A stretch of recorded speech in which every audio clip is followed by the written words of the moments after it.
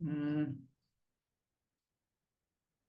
आवाज जाएगा, ठीक है। आवाज में क्या है ना, आप साइड में जाकर पहले अपना ठीक तो है, आवाज सब जा रहा आवाज।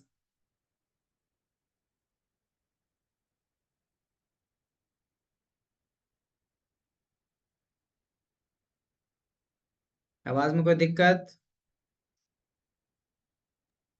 नहीं सर। चलो स्टार्ट करते हैं तो। ठीक है, दिख रहा है।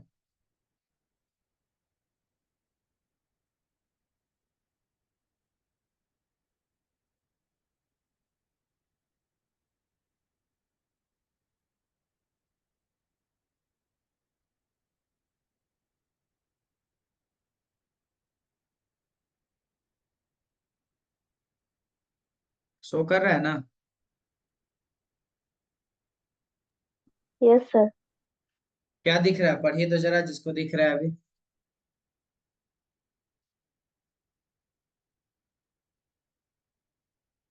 चलो ठीक है, सुनो। बुक निकाल लीजिए और इनके बारे में सुनते जाइएगा। चलो देखो। सच्चिदानंद, हीरानंद, वात्स्यायन अगे। इन्होंने क्या लिखा? तो इन्होंने लिखा है रोज। ठीक है, रोज। और रोज, देखो इसमें क्वेश्चन ध्यान देना कि रोज वाले में कि रोज आखिर नाम कैसे पड़ा, वह भी जानेंगे।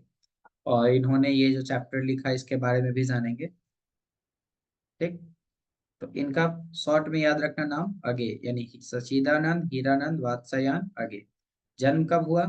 तो जन्म है 7 मार्च 1911। नीचे साफ कर दीजिए ना, अभी क्लास ले रहे हैं। ठीक। देखिए, निधन हो जाएगा इनका 4 अप्रैल 1987। जन्म स्थान कसेया, कुशीनगर, उत्तर प्रदेश। मूल निवास कहाँ है? करतारपुर, पंजाब। ठीक है। माता पिता, तो माता का नाम बेंती देवी, पिता का नाम डॉक्टर हीरानंद शास्त्री। ये प्रख्यात पुरातत्ववेत्ता थे। पुरातत्ववेत्ता मतलब इतिहास के बारे में जो पढ़ाई करते हैं लोग ना, उन्हीं को पुरातत्ववेत्ता कहा जाता है। ठीक है। अच्छा, उसके बाद क्या है? शिक्षा ध्यान दीजिए कि प्रारंभिक 4 साल लखनऊ में घर पर इन्होंने पढ़ाई किया। मैट्रिक 1925 में पंजाब विश्वविद्यालय से। इंटर 1927 में मद्रास क्रिश्चियन कॉलेज से। बी एस सी, ठीक है, बीएससी इन्होंने किया है 1929 में फॉर्मन कॉलेज लाहौर, पंजाब, जो कि अभी कहाँ है? पाकिस्तान में है ना, पाकिस्तान में भी लाहौर है। इन्होंने एमए किया है अंग्रेजी और पूर्वार्ध, लाहौर से। क्रांतिकारी आंदोलन में गिरफ्तार हो जाने से आगे पढ़ाई रुक गई, क्योंकि उस समय की बात ही अगर होती है तो आजादी से पहले जो भी थे हमारे राइटर्स, सब लोग लगभग लगभग जेल ही गए, क्योंकि खिलाफ लिखना पड़ता था ना दूसरे के खिलाफ, ब्रिटिश के खिलाफ। चलो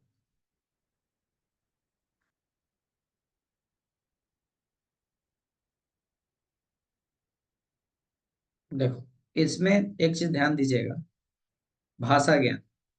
ठीक है, भाषा ज्ञान सब में कुछ कुछ खासियत होता है सारे राइटर के बारे में, इनमें भाषा ज्ञान ध्यान देना। ये संस्कृत, अंग्रेजी, हिंदी के अलावा, ठीक है, संस्कृत, हिंदी, अंग्रेजी के अलावा फारसी, तमिल और अनेक भाषाओं का ज्ञान था। किनको? तो सच्चिदानंद, हीरानंद, वात्स्यायन आगे को। ठीक है।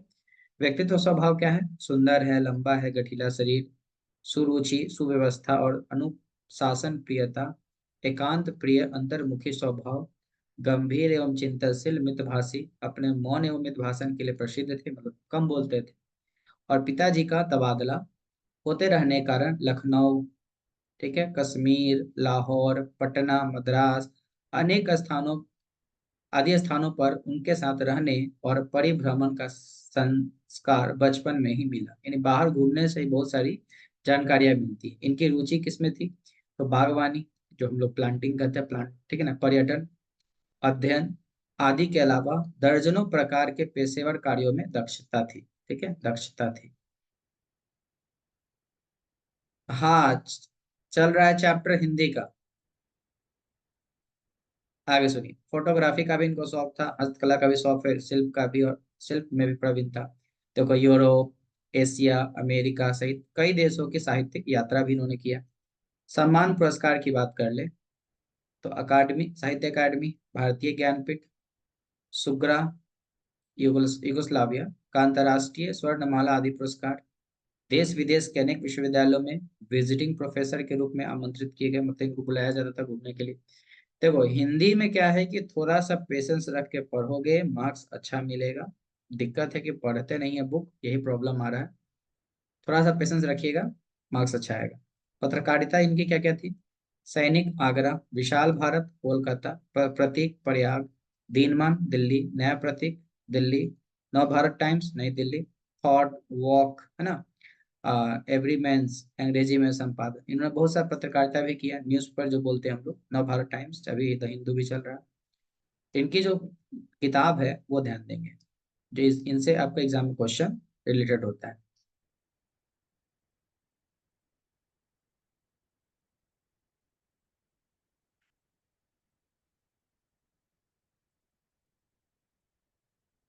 कृतिया, ठीक है। कृति यानी इनकी हो गई वर्क्स। देखो 10 वर्ष की अवस्था में कविता लिखनी शुरू की इन्होंने, 10 वर्ष के उम्र में। और 21 वर्ष में पहला नोबेल पब्लिश हुआ था किसका? H. E. बेट्स का, है ना, बेट्स का। चलो आगे। तो 10 वर्ष की अवस्था से कविता लिखनी शुरू की, लेखन हिंदी अंग्रेजी दोनों में, दोनों भाषा में करते थे। बचपन में खेलने के लिए इंद्र सभा, इसको अंडरलाइन कर लोगे बुक में, कि इंद्र सभा नामक नाटक लिखा है। देखो बचपन में खेलने के लिए इंद्र सभा नामक नाटक इन्होंने लिखा। घर में एक हस्तलिखित पत्रिका इन्होंने लाया, आनंद बंधु। इंद्र सभा से क्वेश्चन आता है, निकालते थे। 1924-25 में अंग्रेजी में एक उपन्यास लिखा था। 1924 में पहली कहानी इलाहाबाद की स्काउट पत्रिका सेवा में प्रकाशित हुआ है। 1930 के बाद नियमित लेखन कंटिन्यू लिखते रह गए। विपथगा, जयदोल, ये तेरे प्रतिरूप, छोड़ा हुआ रास्ता, लौटती पगडंडियां आदि कहानी संकलन है। शेखर एक जीवनी है, प्रथम भाग 1941, द्वितीय भाग 1944, नदी के द्वीप 1952, अपने अपने अजनबी 1961, सभी उपन्यास है ना, उत्तर प्रियदर्शी 1967, नाटक। इतना नहीं पूछेगा आपसे। इसमें देखो, इसमें जो क्वेश्चन पूछता है तुम्हारा एग्जाम में, उस पर ज्यादा ध्यान देंगे। एक इंद्र सभा किसने लिखा? तो सच्चिदानंद हिरन वात्स्यायन अगे। फिर देखो यहाँ पर सप्तक की बात कर लें। ताड़ सप्त निबंध है ये, निबंध, हाँ निबंध कर सकते हैं। ताड़ सप्तक, दूसरा सप्तक, तीसरा सप्तक, चौथा सप्तक। तो सप्तक का जो ये जो क्वेश्चन है, इसमें आपसे पूछता है कि ताड़ सप्तक, दूसरा सप्तक, तीसरा सप्तक और चौथा सप्तक किसने लिखा? तो सच्चिदानंद हिरानंद वात्स्यायन अगे। फिर दो क्या लिखा हुआ इसके नीचे, इस शरद चंद्र के श्रीकांत, जैनेन्द्र कुमार के त्याग पत्र तथा अपने उपन्यास अपने अपने अजनबी सहित अनेक कृतियों का अंग्रेजी अनुवाद इन्होंने किया। किसका फोन आता है? बंद करो बंद करो बंद करो बंद करो।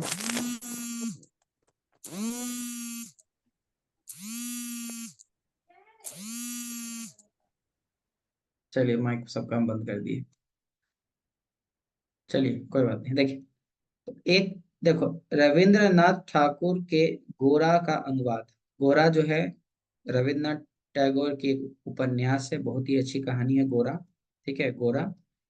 इसको एग्जाम के बाद आप पढ़ सकते हैं और एग्जाम के बाद आप देख भी सकते हैं, आपको बहुत मजा आएगा गोरा देखने में। ठीक है, एग्जाम के बाद आप हमको लिंक मांग लेंगे कि सर ये कहाँ मिलेगा। तो एग्जाम के बाद बहुत सा हिंदी में उपन्यास है, कहानी है, पढ़िएगा, मजा आएगा। ठीक है, बस अभी नहीं, एग्जाम के बाद। आगे बढ़ते हैं।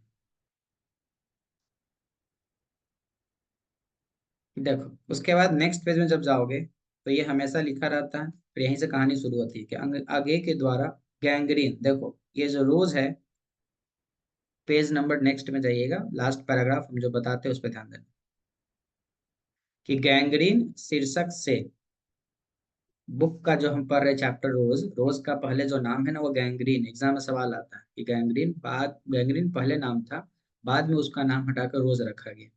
तो गैंगरीन शीर्षक से 1934 में लिखी गई कहानी यह प्रस्तुत है। हम कहानी पढ़ेंगे आज।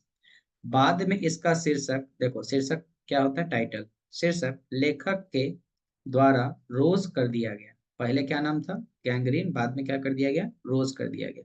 यह प्रेमचंद के बाद, ध्यान से सुनना, यह प्रेमचंद के बाद की श्रेष्ठ हिंदी कहानियों में परिगणित होती है। अब जरा सोचिए कि प्रेमचंद जो है, मुंशी प्रेमचंद, है ना, मुंशी प्रेमचंद,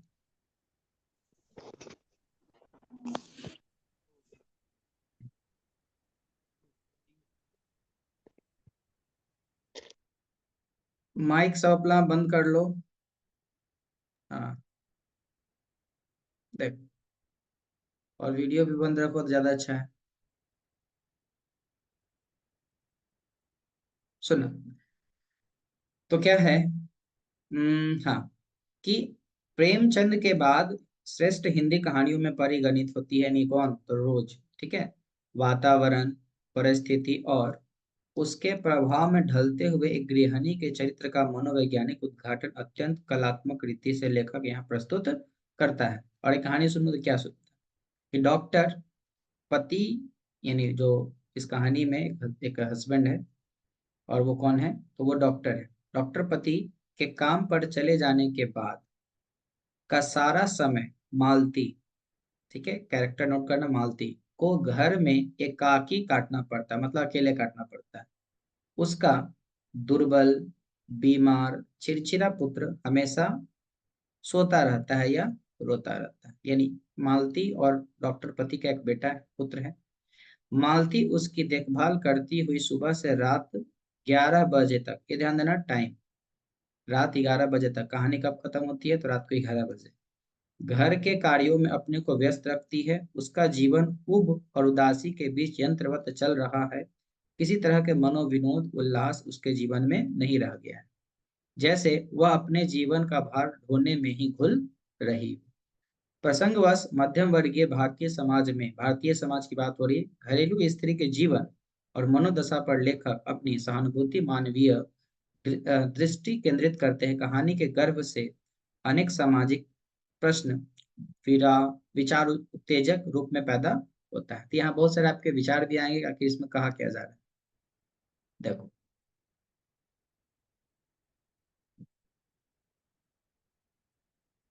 ठीक है, कहानी का नाम है रोज। क्या नाम है, रोज।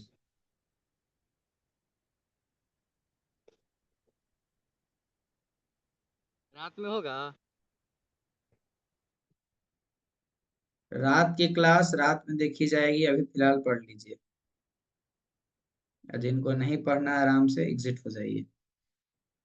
देखो, सुनना, रोज, रोज नाम पड़ा बाद में, पहले इसका नाम क्या था, गैंग्रीन।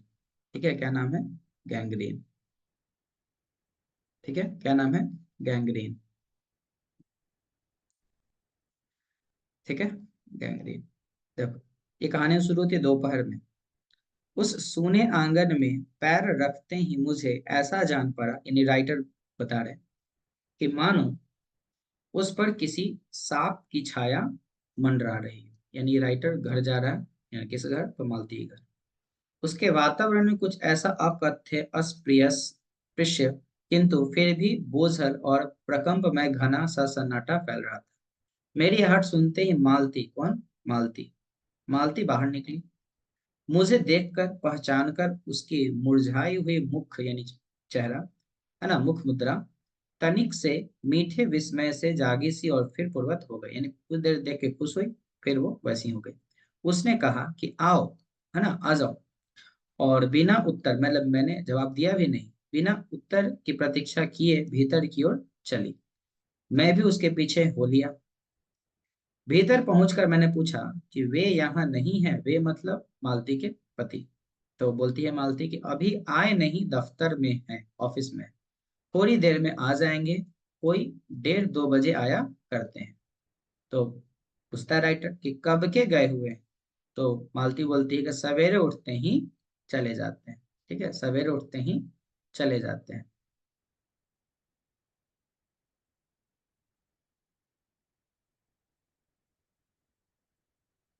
अब देखो सवेरे उठते ही चले जाते हैं।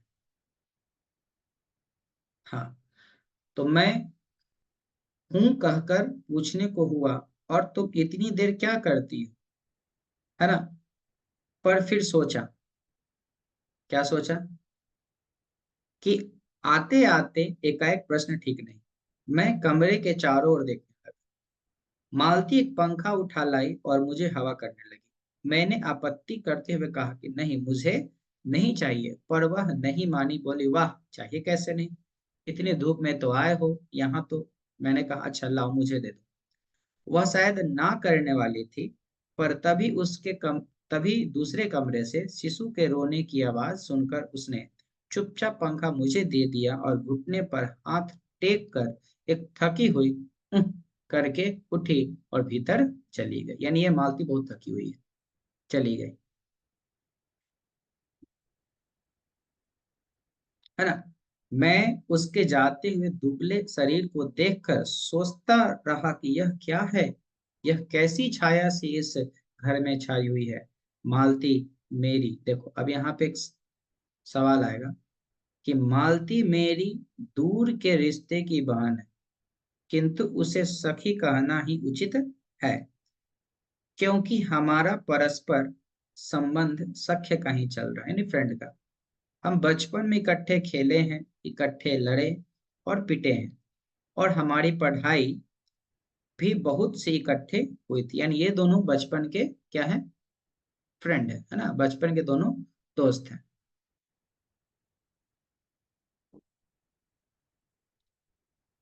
हमारे व्यवहार में सदा सख्य की स्वेच्छा और स्वच्छंदता रही है। वह कभी भ्रातृत्व के या बड़े छोटेपन के बंधनों में नहीं गिरा। हम लोग बस दोस्त थे, यानी राइटर बता रहा अपने आप को कि हम दोनों क्या थे, दोस्त थे। अब राइटर जो है कितने साल बाद आया, सुनिए, कि मैं आज कोई 4 वर्ष बाद उसने देखने आया। कितने साल बाद, 4 साल बाद। सब नोट पॉइंट करते रहना बुक में, ये सब ऑब्जेक्टिव है, बाद में ऑब्जेक्टिव देख लेंगे, बना लीजिएगा। जब मैंने उसे इससे पूर्व देखा था, तब वह लड़की ही थी, अब वह विवाहिता है। मतलब 4 साल पहले उसकी शादी नहीं हुई थी, अब उसकी शादी हो गई, एक बच्चे की माँ भी है। तो इससे कोई परिवर्तन उसमें आया होगा, और यदि आया होगा तो क्या, यह मैंने अभी तक सोचा नहीं था। किंतु अब उसकी पीठ की ओर देखता हुआ मैं सोच रहा था कि यह कैसी छाया इस घर पर छाई हुई, और विशेषतः मालती पर। मालती बच्चे को लेकर लौट आई, फिर मुझसे कुछ दूर नीचे बिछी हुई दरी पर बैठ गई।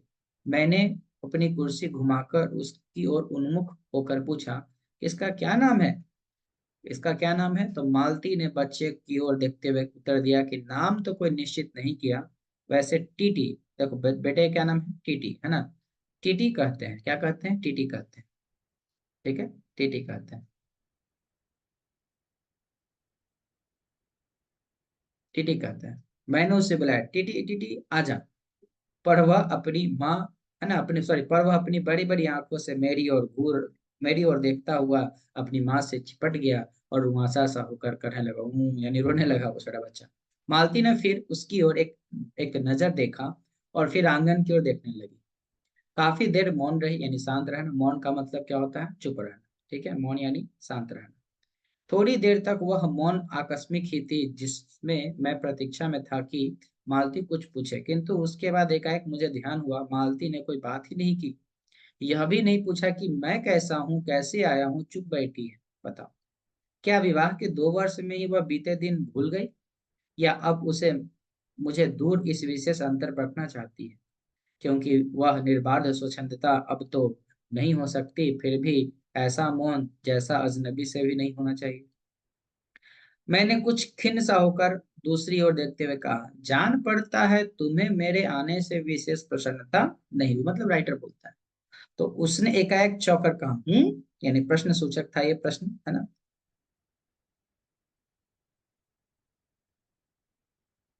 हाँ, तो यह प्रश्न सूचक था, किंतु इसलिए नहीं कि मालती ने मेरी बात सुनी नहीं थी, है ना, सुनी नहीं थी, केवल विस्मय के कारण, यानी वो परेशान थी, चिंतित थी। इसलिए मैंने अपनी बात दोहराई नहीं, चुप बैठा रहा। मालती कुछ बोली ही नहीं। तब थोड़ी देर बाद मैंने उसकी ओर देखा। वो मेरी ओर देख रही थी, किंतु मेरे उधर उन्मुख होते ही उसने आंखें नीची कर ली। फिर भी मैंने देखा, उन आंखों में विचित्र सा भाव था, मानो मालती के भीतर कहीं कुछ चेष्टा कर रहा हो, किसी बीती हुई बात को याद करने की, किसी बिखरे हुए वायुमंडल को पुनः जगाकर गतिमान करने की, किसी टूटे हुए व्यवहार तंतु को पुनर्जीवित करने की और चेष्टा में सफल न हो रहा हो, वैसे, है ना, जैसे बहुत दूर से प्रयोग में नहीं लाए गए हुए अंग को व्यक्तित्व न व्यक्ति एकाएक उठने लगे और पाए कि वह उठता ही नहीं, मतलब चिर इस विस्मृति में मानो मर गया, मतलब वो कोई काम कर ही नहीं रही, मतलब कोई उसका बॉडी पार्ट जो काम नहीं कर रहा है, यानी मतलब कह सकते हैं कि वो जीवित है ही नहीं। ठीक है, इस तरीके से बोला गया। उतने क्षीण बल से यद्यपि वह सारा प्राप्त बल है उठ नहीं सकता, मुझे ऐसा जान पड़ा मानो किसी जीवित प्राणी के गले में, इनको लगा कि जीवित प्राणी के गले में किसी मृत जंतु का तोक डाल दिया गया हो, वह उसे उतार कर फेंकना चाहे पर उतर नहीं पाया, यानी उसके अंदर घर कर गया है कि वो चाहता भी है, मतलब इंसान कोई चाह भी सकता है कि इसको निकाल के फेंके, तो वो भी नहीं निकल पा रहा है। तो तभी क्या हुआ, तभी किसी ने किवाड़ खटखटाया। मैंने मालती की ओर देखा, पर वह हिली नहीं, मतलब कोई दरवाजा खटखटा रहा है लेकिन उसका ध्यान नहीं है कि कोई आया है। जब किवाड़, है ना,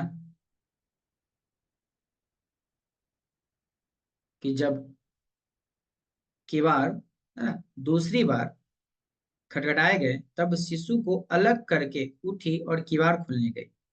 वे यानी मालती के पति आए। कौन आए हैं? मालती के पति आए हैं। मैंने उन्हें पहली बार देखा था, यद्यपि फोटो से उन्हें पहचानता था। परिचय हुआ, मालती खाना तैयार करने आंगन में चली गई। ठीक है, हम दोनों भीतर बैठकर बातचीत करने लगे।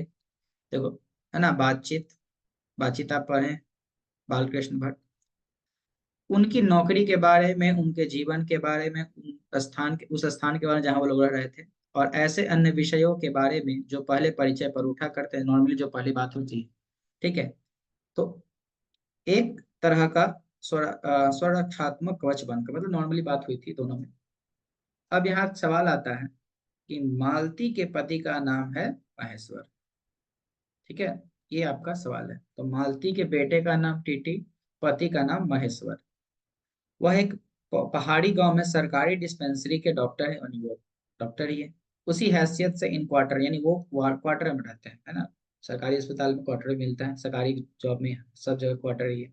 प्रातः कल 7 बजे डिस्पेंसरी चले जाते हैं, सुबह उठ के 7 बजे चले जाते हैं, और 1:30 या 2 बजे लौटते हैं। उसके बाद दोपहर भर की छुट्टी रहती है, केवल शाम को 1-2 घंटे फिर चक्कर लगाने के लिए जाते हैं। डिस्पेंसरी के साथ छोटे से अस्पताल में रोगियों को देखने और अन्य जरूरी हिदायतें करने, जो जरूर मदद होती है वो करने। उनका जीवन भी बिल्कुल एक निर्दिष्ट ढर्रे पर चलता है, नित्य वही काम, उसी प्रकार के मरीज, वही हिदायतें, वही नुस्खे, वही दवाइयाँ, वह स्वयं तय हुए हैं। और इसलिए, और साथ ही इस भयंकर गर्मी के कारण है, वो अपने फुर्सत के समय भी बिल्कुल सुस्त नहीं रहते हैं। मालती हम दोनों के लिए खाना ले आई। हम दोनों के मतलब जो राइटर गए हैं वो, और उसके पति। देखो, 10 मिनट में क्लास एंड हो जाएगा, फिर से हम लिंक भेजेंगे, फिर से ज्वाइन कर लेना। ठीक है, चलो। तो मालती हम दोनों के लिए खाना ले आई। मैंने पूछा कि तुम नहीं खाओगी या खा चुकी हो? मैंने पूछा, राइटर ने पूछा कि तुमने मेरे लिए लाया, तुम खाई कि नहीं खाई? तब देखो मालती का क्या जवाब होता है इसके बाद। मालती कहती है, महेश्वर, मालती नहीं महेश्वर बोलते हैं इसमें। महेश्वर बोले कि कुछ हंसकर कि वह पीछे खाया करती है, मतलब पति के बाद। अब देखो, पति 2:30 बजे खाना खाने आते हैं, इसलिए पत्नी 3 बजे तक भूखे बैठे रहेगी। तो सोचो, पति आएंगे 2:30 बजे और पत्नी खाएगी 3 बजे।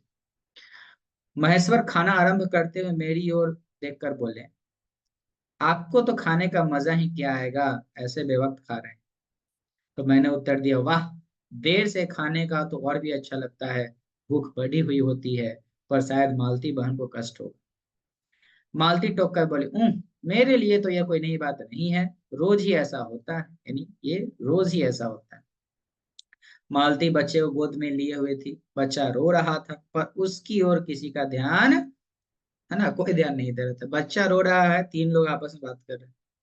मैंने कहा, वह रोता क्यों है? तो मालती बोलती है, हो ही गया है चिड़चिड़ा सा, हमेशा ही ऐसा रहता है, मतलब चिड़चिड़ापन समा गई बच्चे में। फिर बच्चे को डांट कर कहा, चुप कर। अब जैसे जाहिर सी बात है, आप देखते होंगे कि बच्चा रो रहा है तो उसको और डांटा जाता है, अब वो और रोएगा, जिससे वह और रोने लगा। मालती ने भूमि पर बैठा दिया, जमीन पर, और बोली कि अच्छा, ले रो ले। और फिर रोटी लाने आंगन की ओर चली गई। ठीक है, चली गई। अब सुनिए, तो कहानी है बहुत बड़ी। तो जब हमने, है ना, भोजन समाप्त किया, तब 3 बजने वाले थे। महेश्वर ने बताया कि उन्हें आज जल्दी अस्पताल जाना है, वहां एक दो चिंताजनक केस आए हुए हैं जिसका ऑपरेशन करना पड़ेगा। अब ऑपरेशन की बात होगी, ध्यान देंगे, यहाँ से सवाल निकल के आएगा। दो की शायद टांग काटनी पड़े, गैंग्रीन हो गया है। क्या है? गैंग्रीन। एक सवाल आता है 2 नंबर का कि गैंग्रीन, है ना, सवाल यही आता है कि गैंग्रीन क्या है। ठीक है, ये आपका 2 नंबर का सवाल है। देखिएगा क्या है। गैंग्रीन हो गया है। थोड़ी देर में वह चले गए। मालती किवाड़ बंद कर आई और मेरे पास बैठने लगी थी कि मैंने कहा, अब खाना तो खा लो, मैं इतनी देर टिट्टी से खेलता हूँ। वह बोली, खा लूंगी, मेरे खाने की कौन बात है ना। किंतु चली गई। मैं टीटी को हाथ में लेकर, है ना, अब वो बच्चे को खिला रहा है, झुलाने लगा, जिससे वह कुछ देर के लिए शांत हो गई। दूर शायद अस्पताल में ही 3 खड़के। एकाएक मैं चौंका। मैं सुना मालती वही आंगन में बैठी अपने आप ही एक लंबी सी थकी हुई सांस के साथ कह रही है, 3 बज गए, मानो बड़ी तपस्या के बाद कोई कार्य संपन्न हो गया। थोड़ी, हाँ, कि थोड़ी देर में ही मालती फिर आई। मैंने पूछा कि तुम्हारे लिए कुछ बचा भी था? सब कुछ तो, हर बोलते बहुत था। हाँ बहुत था, भाजी तो सारी मैं ही खा गया था, वहां बचा कुछ होगा नहीं। यूं ही रोब तो न जमाओ की बहुत था, मैं हंसकर कह रहा था। पूछते नहीं गए, और हम तो सब खा गए, तुम्हारे लिए क्या बचा? तो फिर क्या होता है, देखिए। मालती मानो किसी विषय की बात कहती हुई बोली कि यहाँ सब्जी वब्जी तो कुछ होती ही नहीं, पहाड़ पे है ना, पहाड़ी इलाका में सब्जी का प्रॉब्लम होता है। कोई आता जाता है तो नीचे से मंगवा लेते, नीचे मतलब पहाड़ के नीचे, यानी धरातल पर। मुझे आए 15 दिन हुए, जो सब्जी साथ लाए थे वही अभी बढ़ती जा रही। सोचिए, 15 दिन पहले सब्जी लाया गया है और वही सब्जी ये लोग आज खा रहा है। तो पहाड़ों में सब्जी का दिक्कत होता है। हम लोग के यहाँ क्या है, गांव में गए, खेत से निकाले, बना दिए, तो वो अच्छा है, ताजा सब्जी खाते हो। कहीं कहीं 15-20 दिन का सब्जी मिलता है। तो मैंने पूछा उससे कि नौकर नहीं, नौकर कोई नहीं है? तो बोलती है, कोई ठीक मिला नहीं, शायद 1-2 दिन में आ जाए। बर्तन भी तुम ही मांजती हो? तो ले, अब कौन, घर पे मालती अकेले तो कौन मांजेगा, है ना। और कौन? कहकर मालती क्षण भर आंगन में जाकर लौट आई। मैंने पूछा, कहाँ गई थी? तो बोलती है कि आज पानी ही नहीं है, बर्तन कैसे मांजेंगे। देखो, मांजना अलग होता है, धोना अलग, है ना, पहले मांज लेंगे तब धोते हैं। तो पूछता है राइटर, क्यों, पानी को क्या हुआ? रोज ही होता है, कभी वक्त पर तो आता नहीं, आज शाम को 7 बजे आएगा, तब बर्तन मंजेंगे। पानी, सोचे 7 बजे आएगा, तब पानी से बर्तन धुलेगा और उसके बाद खाना बनेगा। चलिए, तो बोलता है राइटर, चलो, तुम्हें 7 बजे तक तो छुट्टी हुई। कहते हुए मन में सोचने लगा मैं, अब इसे रात के 11 बजे तक काम करना पड़ेगा। छुट्टी क्या खाक हुई, बताओ, रात के 11 बजे तक काम करना पड़ेगा। यही उसने कहा। मेरे पास कोई उत्तर नहीं था, पर मेरी सहायता टीटी ने की। एकाएक फिर रोने लगा और मालती के पास जाने की चेष्टा, जिद करने लगा। मैंने उसे दे दिया। थोड़ी देर फिर मौन रहा। मैंने जेब से अपनी नोटबुक निकाली और पिछले दिनों के लिखे हुए कुछ नोट देखने लगा, यानी जो नोटबुक करते हैं वो। मालती को याद आया कि उसने मेरे आने का कारण पूछा नहीं, और बोली कि यहाँ आए कैसे। तो मैंने कहा, अच्छा, अब याद आया है, तुमसे मिलने आया था, और क्या करने। तो पूछती है मालती, तो 1-2 दिन रुक रहोगे ना? देखिए अब क्या होता है, इस बार राइटर क्या बोलते हैं। नहीं, कल चला जाऊंगा। मालती कुछ नहीं बोली, कुछ खिन्न सी हो गई। फिर मैं नोटबुक की तरफ देखने लगा, है ना। थोड़ी देर बाद मुझे ध्यान हुआ, मैं आया तो हूँ मालती से मिलने, किंतु यहाँ वह बात करने को बैठी है और मैं पढ़ रहा हूँ। पर बात ही क्या की जाए। मुझे ऐसा लग रहा था कि इस घर पर जो छाया घिरी हुई है, वह अज्ञात रहकर भी मानो मुझे भी वश में कर रही है। मैं भी वैसा ही नीरस निर्जीव सा हो रहा हूँ, जैसे, हाँ, जैसे यह घर, जैसे मालती। मैंने पूछा, तुम कुछ पढ़ती लिखती नहीं हो? देखो, अब एक सवाल है पढ़ना लिखना। मैं चारों ओर देखने लगा कि कहीं किताबें देख पड़े। तो बोलते हैं यहाँ, कहकर मालती थोड़ा सा हंसती। वह हंसी वह हंसी कह रही थी कि यहाँ पढ़ने को है क्या। मैंने कहा, अच्छा, मैं वापस जाकर कुछ पुस्तकें भेजूंगा। और वार्तालाप फिर समाप्त हो गया। थोड़ी देर बाद मालती ने फिर पूछा कि आए कैसे हो लाड़ी में। लाड़ी कहने का मतलब होता है ट्रक, है ना, ट्रक में आए हो। तो अब देखो क्या होता है। तो बोलता है, नहीं, मैं पैदल आया हूँ। इतनी दूर? बड़ी हिम्मत की, आखिर तुमसे मिलने जो आया हूँ। ऐसे ही आए हो? नहीं, कूली पीछे आ रहा है सामान लेकर, मैंने सोचा बिस्तरा ले चलो। ठीक है, सामान लेने कूली लेकर आ रहा है। अच्छा किया, यहाँ तो बस, कहकर मालती चुप रह गई। फिर बोली, तो तब तुम थके होगे, लेट जाओ।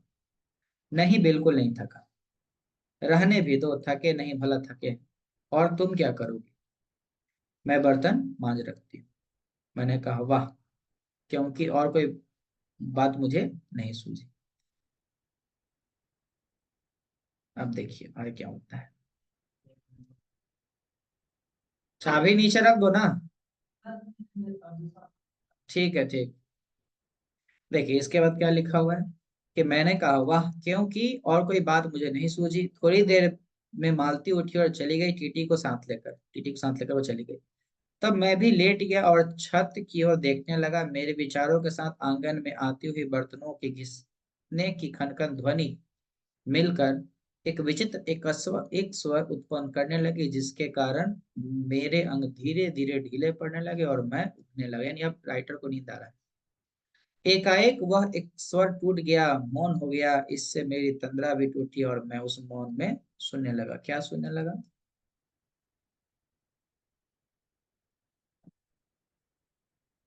1 मिनट का लास्ट है। ठीक है, और 1 मिनट में आपका क्लास ओवर होगा। ठीक है, 1 मिनट से भी कम है। ऊँघने लगा। ठीक है, तो पेज नंबर 59 तक अभी हमने पढ़ाया है। थोड़ी देर बाद फिर से स्टार्ट करेंगे। बस कुछ मिनट में ही क्लास हमारा ऑफ होगा। फिर उसके बाद हम लोग फिर से ज्वाइन करेंगे। यहाँ तक समझ में आया?